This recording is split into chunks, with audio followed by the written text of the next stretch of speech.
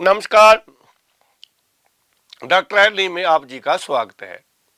हम समय समय पर आपको आयुर्वेदिक जानकारियां देते रहते हैं, रोगों के बारे में बताते रहते हैं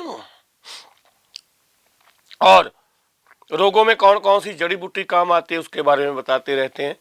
और आज हम आपके सामने लेकर आए हैं एक अद्भुत जड़ी बूटी, वो है सतावर। सतावर मेरे सामने बहुत सारे रोगियों के साथ चमत्कार किया है सतावर ने, उसके बारे में हम चर्चा करेंगे। सतावर के तो वैसे ही बहुत सारे फायदे हैं। हार्मोनल को ये ठीक करती है, कमजोरी, शरीर में दर्द और हार्मोनल चेंज हो रहे हैं उनमें ये बहुत अच्छा काम करती है। जोड़ों के दर्द में बहुत अच्छा काम करती है। और पहले भी जिक्र किया था, जिन बहनों को दूध की कमी होती है, बच्चे शिशु दूध चूंकते हैं, अगर वो दूध के साथ इस्तेमाल करती हैं तो सतावर उसके लिए बहुत अच्छा काम करती है। लेकिन हमारा विषय ये नहीं है, हमारा विषय है कैंसर के लिए। मैंने बहुत सारी चीज़ों को बहुत डीपली देखा है जीवन में, बहुत जगह प्रभावित होता है आदमी, हम भी हुए। साधु संतों की संगत में रहे बचपन से, बहुत साधु तो बहुत गुणी ज्ञानी थे, उनका एक एक बोल महत्वपूर्ण था। लेकिन पीड़ा भी होती थी। पढ़ते थे, विज्ञान पढ़ रहे थे, यूनिवर्सिटी जा रहे थे, नमी नमी नॉलेज ले रहे थे, लेकिन एक जो डॉक्टरी इलाज है, जिसको कैंसर हुआ है, वो साधु के डेरे जाए, साधु के पास जाए और साधु मुस्कुराए तो बड़ी अडंबना लगती थी कि जब किस और जा रहे हैं, डॉक्टर हैं, हमारे पास साइंस है, हमारे पास विज्ञान है, उसकी और क्यों नहीं जाते। समझा भी नहीं पाते थे, उम्र कम थी। चोर मत में कौन किसी को क्या समझाएगा, कौन किसी को क्या समझेगा।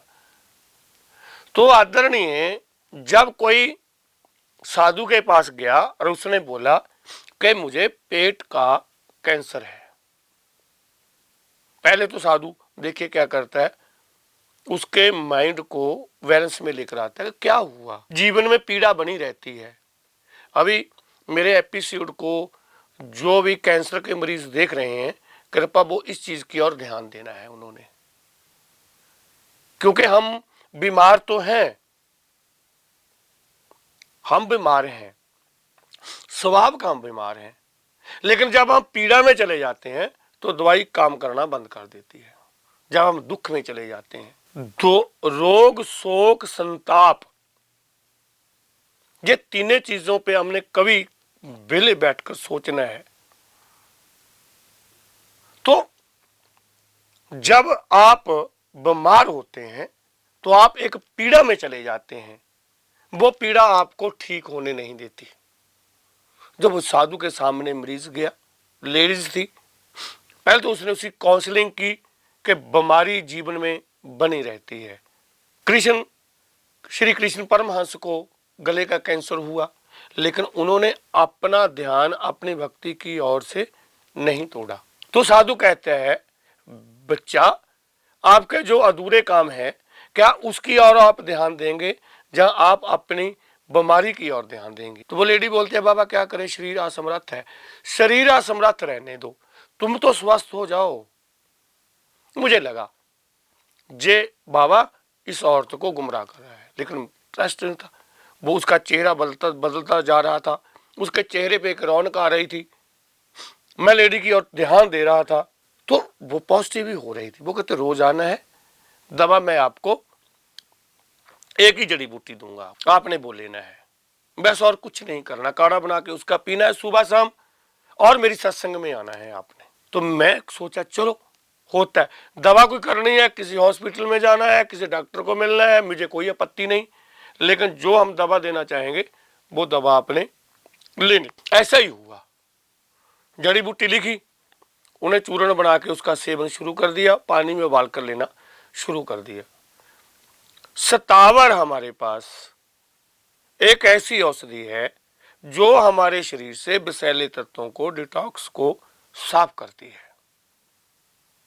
तो लेना शुरू किया, दूसरे दिन तीसरे दिन आते रहे, उसके चेहरे का रंग बदलता चला गया, घर का काम करने लगी, धीरे धीरे होता रहा।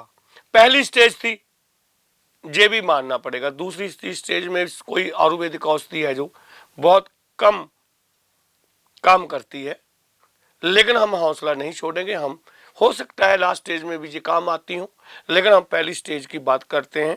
तो होता होता होता 1 महीने में उनके चेहरे पे और उसके गालों पे एक खून का सर्कल तेज होने लगा, एक आबा होने लगा। तो ऐसे ही उन्होंने 41 दिन करा दिया। फिर उसने पीजीआई चंडीगढ़ में जाकर फिर टेस्ट करवाया। वो कहते हैं अभी आपके रोग की शुरुआत है। पहले पहली स्टेज थी, पहले लिखा हुआ था कि पहली स्टेज है, फिर लिखा गया कि शुरुआत है, ठीक होने जोग है, दवा लो ठीक हो जाओगे। कितना हौसला होता है फिर इस बात। वो दौड़ी, फिर वो बाबा मुझे कहने लगा कल फिर आई थी, उसका टेस्ट है, वो नॉर्मल आने लगा है, हो जाएगा 1-2 महीने में। वो रोज आने लगी। ऐसे ही मैं तो चिकित होना ही था, क्योंकि मुझे तो ऐसा पता था जब कैंसर हो जाता है तो आदमी मर जाता है, लेकिन नमीकरण थी। उन दिनों में क्या होता था, रजनीश का, ओशो का बहुत ज्यादा प्रभाव था। वो चिकित्सा के बारे में, अध्यात्म के बारे में, विज्ञान के बारे में, पखंड के बारे में, साधु संतों के बारे में, उपनिषदों में और वेदों में उनकी रुचि। तो हम उनको पढ़ते थे, तो फिर हमने वो बड़ा सा फोल्डर होता था उसको लेना शुरू किया, पढ़े, रोज पढ़े। तो उसमें उसकी एक शिष्य का वृतांत भी ऐसा ही हुआ। वो अपने संस्मरण में लिखती है कि मैं ओशो के आश्रम में गई, ओशो को बोला कि मुझे कैंसर है। कहता ठीक, उसको अपना काम करने दे, तुम अपना काम करो, तुम क्या काम करने आए हो। ऐसे ही हुआ। वो गहरे ध्यानों में जाने लगी। वो कहती है किसी ने बताया तुम शतावर का इस्तेमाल भी साथ में करो, तो उन्होंने शतावर का इस्तेमाल किया। वो अपने संस्मरण में लिखती है कि जब मैं शतावर ले रही थी, ध्यान कर रही थी, जो पूरे का पूरा मेरा ऑरा नीले कलर का था वो सफेद होने लगा, और जो मेरे पेट की समस्याएं थी वो धीरे धीरे ठीक होने लगी। पेट का कैंसर था। तो एक दिन ऐसा हुआ कि एक छोटा सा नीले कलर का जो कण था वो सफेद रंग में बदल गया। मैं ओशो को वो कहती, मैं ओशो को कहा कि मुझे ऐसा अनुभव हुआ। कहता चलो आप फिर जाओ अपनी अमेरिका टेस्ट करवाओ। वो कहते जब मैंने टेस्ट करवाया मुझे कैंसर नहीं था, लेकिन स्टेज 3 थी। अब क्या कहेंगे इसके बारे में। तो आदरणीय शतावर हमारे पास एक ऐसी औषधि है, जिन लोगों को, जिन मेरे बहन भाइयों को कैंसर का रोग है, डरिए मत, इलाज करिए, अपना जो काम है उसकी ओर ध्यान दें। इस जानकारी के साथ डॉक्टर एटलीफ से स्वामी बी दास आप सभी की, सभी संसार की अच्छे स्वास्थ्य की कामना करते हैं। नमस्कार।